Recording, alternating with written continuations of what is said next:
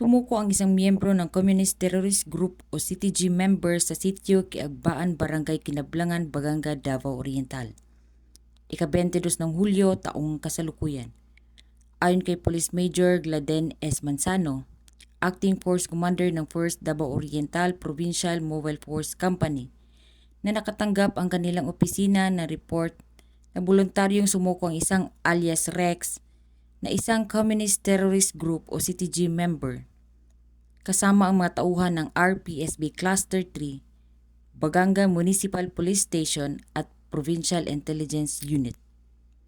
At agad na pinuntahan nila ito sa kaniyang tirahan at maayos namang dinala sa barangay hall ng Kinablangan, kung saan ay nasaksihan ng mga opisyales ng nasabing barangay ang kanyang formal na pagsuko.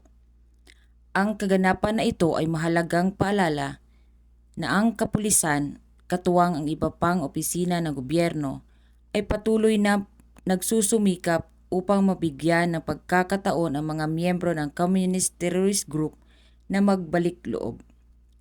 Samantala, ang Police Regional Office 11 sa pamumuno ni Regional Director Police Brigadier General Nicolas D. Torre III, alinsunod sa iisang hangarin ng bawat Pilipino na makamit at mas mapayapa at maunlad na bansa. Sa Police Regional Office 11, ako ang inyong PNN correspondent, Patulbuman Reyna Rose Disipulo, alagad ng batas, tagataguyod ng balitang pulis.